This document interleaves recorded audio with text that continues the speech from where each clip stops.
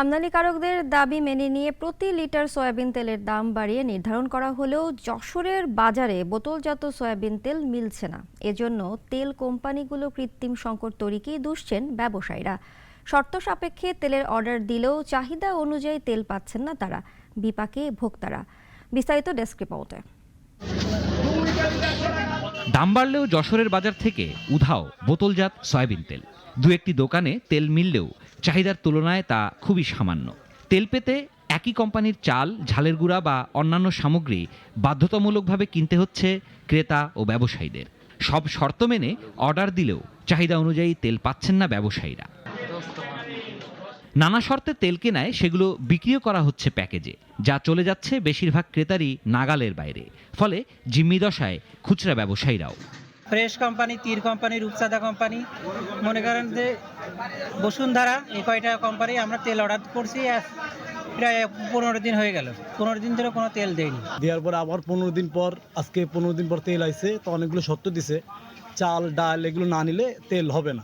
8 টাকা দামও বেশি নেবে, সাথে অন্য মালে কিনতে হবে। হলুদের গুঁড়া, মরিচের গুঁড়া, আটা, লবণ, অন্যান্য ব্র্যান্ডের তেল কিনতে হবে, না হলে তারা কোনো মাল দিবে না। এই সংকটকে কৃত্রিম বলছেন যশোরের ব্যবসায়ীরা। বাজার স্বাভাবিক রাখতে প্রশাসনের নজরদারি বাড়িয়ে সিন্ডিকেট ভাঙার দাবি তাদের। তাদের মাল স্টকে বহুত আছে, এক একজনের গুড়াউনি, এক একজনের ইয়েতে মাল আছে, কিন্তু কোম্পানি মাল ছেড়ে দিচ্ছেন দাম বাড়ার জন্য। সিন্ডিকেটটাকে ভেঙে বাজারটাকে স্বাভাবিক করা হোক। মধ্যবিত্ত নিম্ন শ্রেণীরা যাতে দ্রব্যমূল্যগুলো সঠিক দামে ক্রয় করে। এদিকে সরকারের একটু নজর দিতে হবে যাতে এই সিন্ডিকেটগুলো না থাকে। পরিপূর্ণভাবে সবাই মার্কেটে আমরা তেল পাবো। আমরা যদি 1 কার্টন চাই, 1 কার্টন আমাদের দিতে হবে, কিন্তু ওর সাথে কোনো শর্ত থাকবে না।